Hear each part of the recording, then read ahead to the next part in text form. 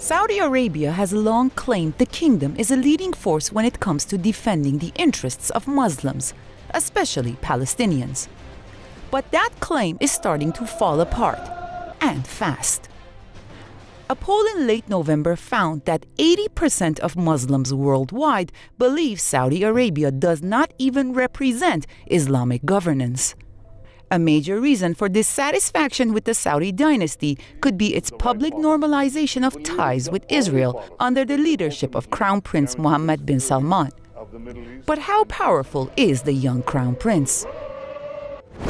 With an ailing King Salman, all indications are that his son, Mohammed bin Salman, is in fact running the show in Saudi Arabia, and he's quite clearly asserted a stranglehold on power in the Kingdom of Saudi Arabia.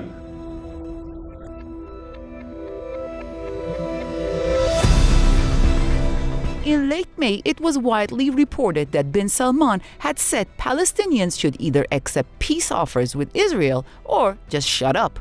The Saudi Crown Prince is seen as a friend of Israel across the Muslim world and a strong supporter of the so-called deal of the century, the U.S. administration's vision of a deal between the Israelis and Palestinians at the expense of the Palestinians. We're back to this program that the Trump administration keeps telling us is in place. We don't know what it is. All indications are that it's not a peace deal at all. It's in effect the terms expected by Israel of a full and unqualified capitulation by the Palestinian people. While no one is totally sure about what the deal consists of, the White House has said it will be the most detailed peace plan ever offered.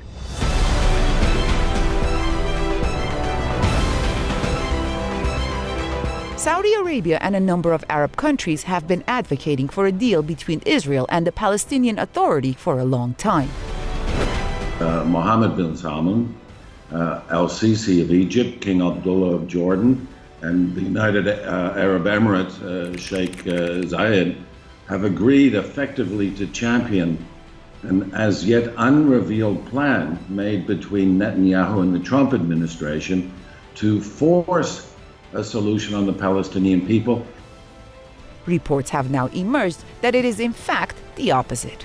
Saudi Arabia and the other Arab countries have told the Trump administration they won't be able to support its plan if it doesn't include a Palestinian capital in East Jerusalem, Al-Quds. Referring to the American embassy's move from Tel Aviv to Jerusalem, Al-Quds, King Salman has been quoted as saying, "What we could do for you before Jerusalem, we won't be able to do now." So does that actually signal a change in the Saudi position or a conflict between King Salman and his heir?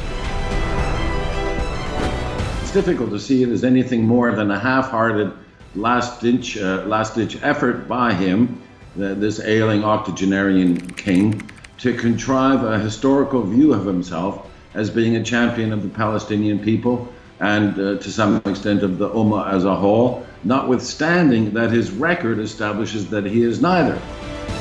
Whether the ailing king is trying to leave a proper legacy behind or not, leading analysts say it would be impossible to imagine that Palestinians, the wider Arab world, and even the international community to accept an imposed deal on Palestine.